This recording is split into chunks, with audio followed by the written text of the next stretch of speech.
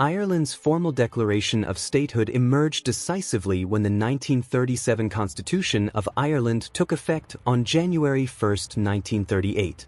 This foundational moment represented a culmination of determined efforts to shape a coherent national framework. Legal architects sought to distance the new state from preceding arrangements that had constrained local autonomy. By affirming a distinctive identity within a written constitution, they aimed to establish a more unified approach to governance. Academic interpretations often emphasize the intricate negotiations leading toward this day. These analyses stress the deliberate nature of constitutional drafting, reflecting a clear desire to consolidate independence and define a lasting national ethos. The Constitution's inauguration occurred at a time when Ireland had already experienced significant political transformation.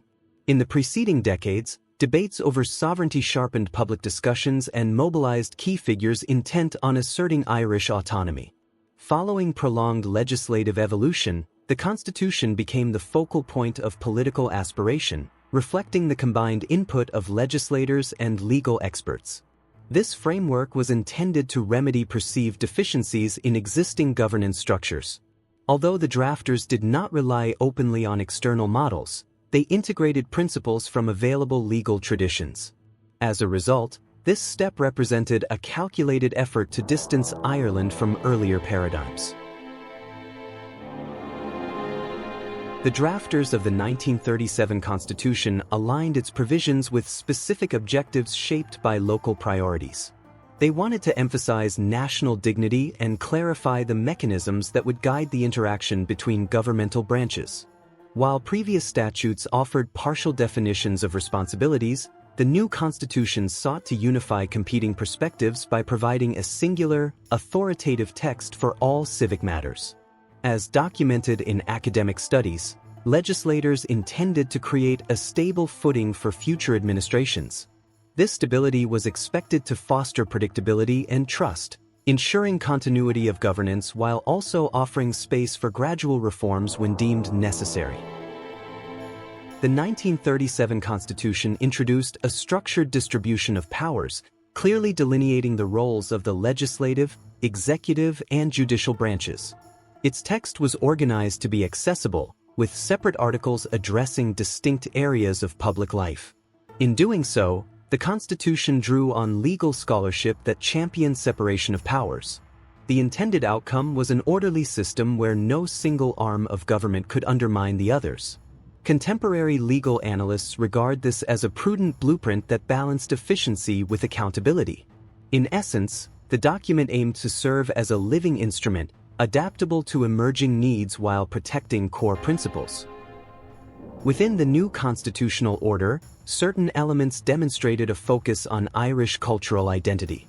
Legislators incorporated references to national heritage, language, and historical traditions without directly invoking outside influences. This purposeful inclusion signaled an intention to preserve and elevate long-standing customs. In the domain of humanistic scholarship, researchers acknowledge that these cultural assertions helped unify diverse population segments behind a central set of shared values. Such provisions established a legal foundation for the promotion of local languages and forms of expression. Over time, these measures underpinned various policies designed to protect cultural practices from domestic neglect or external dilution. Though the Constitution addressed a range of civic matters, its text contained provisions highlighting religion's societal role. This aspect involved scrutiny from legal academics and historians who studied how personal faith could intersect with governance. The intent was not solely to recognize a spiritual framework but also to delineate the interplay between religious institutions and state responsibilities. Some articles signaled an acknowledgement of widespread belief systems within Irish society, aiming to strike a balance between respect for religious traditions and civil authority. This approach, while fostering consensus among some groups, posed interpretive challenges that later scholars would explore in depth. Social and cultural norms factored prominently into the Constitution's language, reflecting the desire to protect traditions held dear by segments of the population. Provisions relating to family life, for instance, conveyed a commitment to societal harmony within the new republic. Researchers examining these clauses highlight how they merged moral considerations with legal frameworks. By articulating specific obligations of the state toward familial structures, constitutional drafters addressed immediate community concerns. The emphasis on social cohesion underscored a broader ambition to ground the newly formed legal order in the lived realities of its citizens while also affirming a shared moral foundation. During this period, rural communities faced unique challenges, including limited infrastructure and economic uncertainty. Although the Constitution did not explicitly outline an agenda for rural advancement, certain articles implied that the state would seek to safeguard the well-being of all citizens. Historians note that local debates illuminated the need for balanced development, acknowledging agriculture's centrality in national life. By placing an indirect focus on equitable governance, the Constitution's framers demonstrated sensitivity to local realities.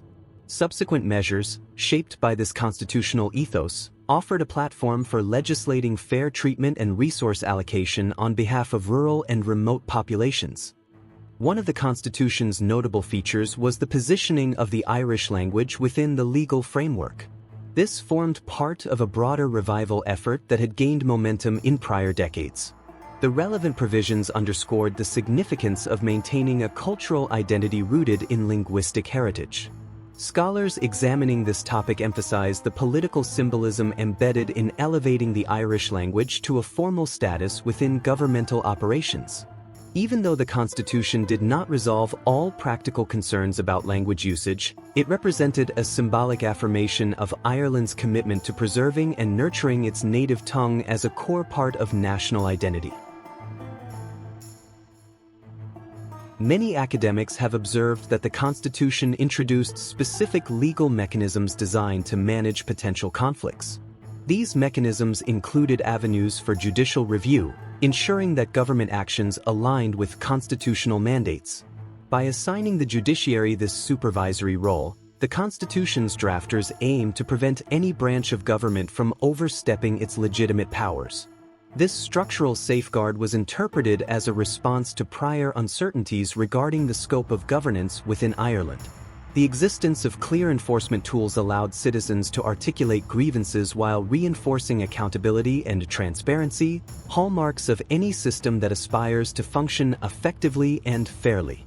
By formalizing the state's identity, the 1937 Constitution inevitably affected certain minorities who felt overshadowed by prevailing cultural norms.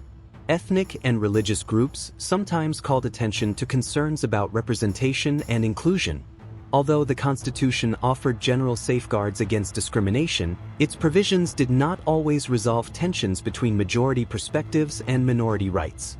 Historians exploring this topic stress that awareness of minority positions was present, yet the prevailing legislative environment favored broad unifying narratives.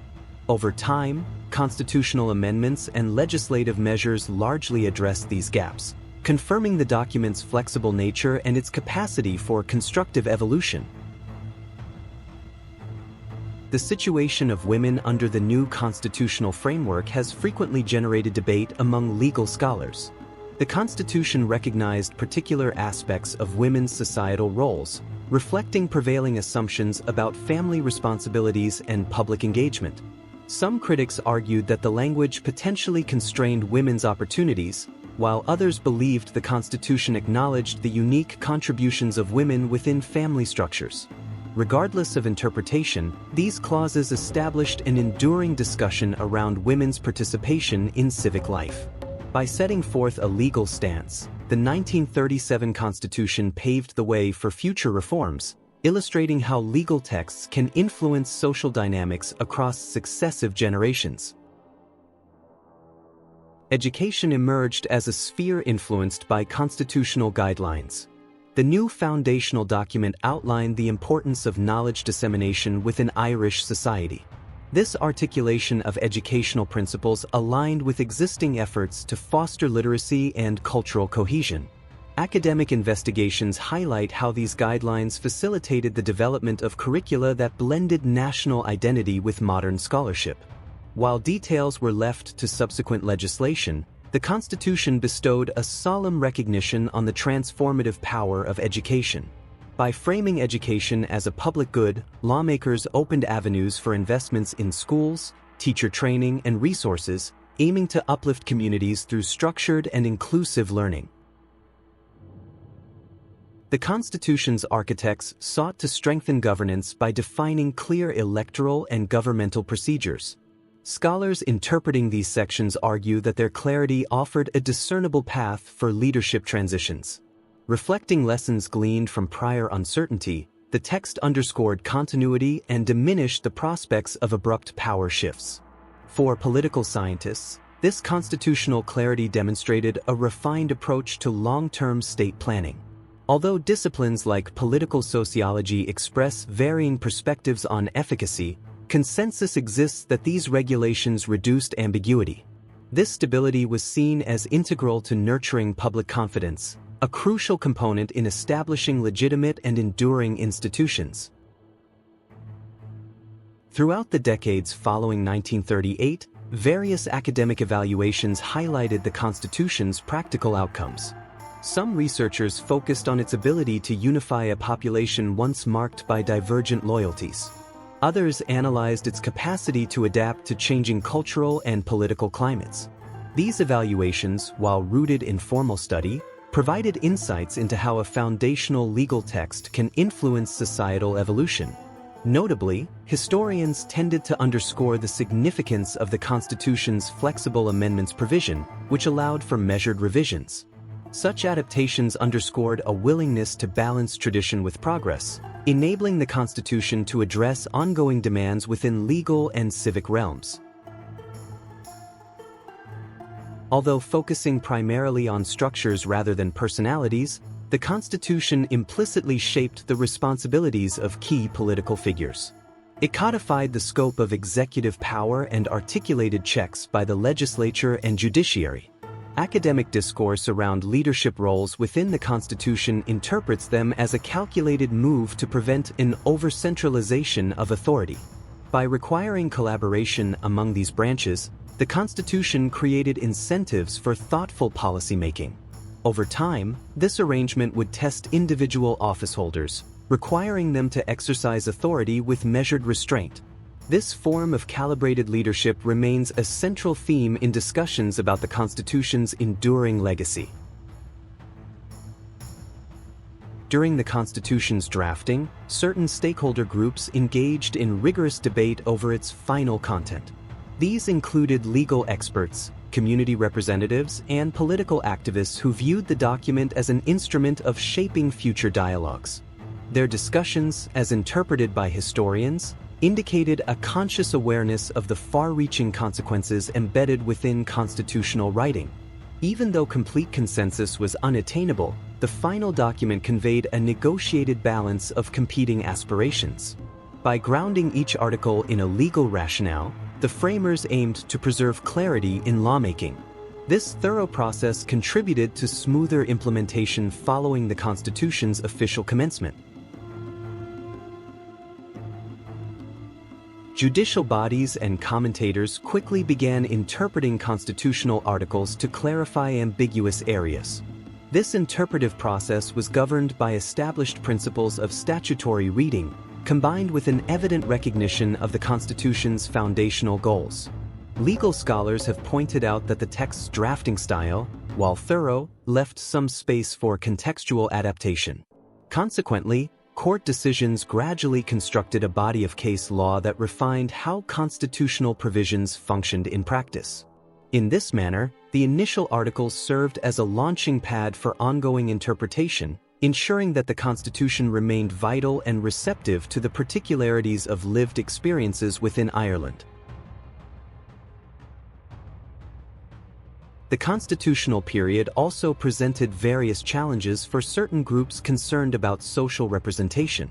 This included workers, who questioned how economic and political systems embedded within the Constitution affected their rights. Analytical works in the fields of history and sociology elaborate on workers' concerns related to labor protections and interactions with state agencies. Although the Constitution did not define exhaustive economic directives, Some protections aligned with broader principles outlined in the text. Over time, additional legislation evolved to encapsulate fair working conditions. Thus, while these provisions were initially skeletal, they set in motion institutional dialogues that recognized labor perspectives. Following its introduction, the Constitution encouraged the transformation of governmental agencies. Bodies responsible for policy implementation now operated with reference to a unifying legal mandate. Historians of public administration note that this legal anchor streamlined administrative processes, minimized contradictory regulations, and established explicit hierarchies of authority. Such clarity proved beneficial during times that demanded swift governmental action. Scholars maintain that while immediate outcomes were not uniformly positive, the Constitution guided a more coherent institutional identity. This growth often took root in specialized domains, including public finance and civil service accountability, showcasing the broad impacts of well-structured constitutional provisions. The Constitution's effect on social policies extended beyond immediate legislative changes. Its core principles, which emphasized the fundamental value of community welfare, reverberated in dialogues about housing, health, and assistance for vulnerable groups. Some academic interpretations propose that these constitutional ideals served as a benchmark, prompting administrators to develop policy solutions in alignment with declared national objectives. Although many historians caution that idealistic language does not guarantee equitable outcomes, they concede that such explicit recognition of collective responsibility facilitated incremental improvements. These refinements underscored the Constitution's function in directing societal development, reminding lawmakers of their duty to secure basic welfare provisions. Despite variant opinions, a broad scholarly consensus acknowledges the 1937 Constitution's significance in redefining Irish governance. It reinforced sovereignty by establishing comprehensive authority within a single, unified text. Analysts underscore that its cohesive structure halted piecemeal legislation and provided a clear path forward. While divergences exist concerning its ideological slant, researchers concur that it offered a basis for renewed engagement with legal processes. By melding cultural identity, social tradition, and political expediency into a single framework, the Constitution emerged as a benchmark for subsequent evaluations of Ireland's legal system, influencing scholars who continue to investigate its persistent relevance. Another notable outcome tied to the Constitution was an enhancement of civic awareness. The new constitutional provisions prompted educational discussions that encouraged citizens to understand their rights and responsibilities. Moreover, the establishment of clear governance principles allowed civil groups to reference specific articles when advocating for changes. This interaction between the populace and the constitutional text reflected the seriousness with which legislators approached the concept of self-determination. Academic analyses propose that these developments cultivated a richer sense of citizenship, where individuals recognized the legal structures safeguarding personal liberties. Such awareness further signaled the Constitution's broader influence beyond legal circles. The Constitution's language, though deliberately formulated, was not immune to evolving interpretations. Over time, amendments were introduced, reflecting the changing priorities of an advancing nation. Legal historians highlight the adaptability inherent in the original text, allowing for orderly modifications without dismantling foundational principles. With each new challenge that arose, legislators had the option to refine articles, ensuring alignment with contemporary needs. This controlled flexibility prompted repeated reflection on the Constitution's core objectives, reinforcing the premise that legal documents can balance stability and innovation. As such, observers regard the Constitution as both a product of its moment and a guiding tool for decades thereafter. One impactful lesson from the Constitution's enactment concerns the power of a willful collective to craft a unifying legal structure. By meticulously articulating institutional mandates, cultural values, and civic responsibilities, the drafters created a solid platform for consensus building. Historians note that while debates were extensive, participants recognized the importance of producing a workable final document. Their collaborative approach suggests that structured deliberation, coupled with a shared sense of purpose, can yield policy frameworks that endure. In modern contexts, this lesson underscores the significance of designing legal texts that resonate with community aspirations while remaining flexible enough to accommodate unforeseen developments. When the Constitution took effect, certain challenges arose, partly due to the tensions between traditional norms and emerging societal shifts. Rural communities needed guidance in bridging gaps between subsistence lifestyles and modern administrative expectations. Women's roles were scrutinized in light of advanced discussions on representation. Minority populations negotiated their place in a broader national identity. Scholars indicate that these challenges did not result solely from the Constitution's provisions, yet the document framed conversations around them. Recognizing that all written laws have limitations, academics maintain that dynamic interpretations, backed by meaningful dialogue, were essential for addressing obstacles that emerged over time. An often overlooked aspect of constitutional implementation is the degree of ongoing societal engagement it elicited. Political discourse shifted toward referencing core articles whenever policy directions were debated. As historians point out, the presence of a well-defined constitutional text made legal norms more accessible to the larger population. Communities felt empowered to petition government bodies with explicit constitutional references, reflecting a heightened sense of enfranchisement. This phenomenon, underlined by sociological research, suggests the Constitution fostered an evolving tie between legal concepts and day-to-day civic action.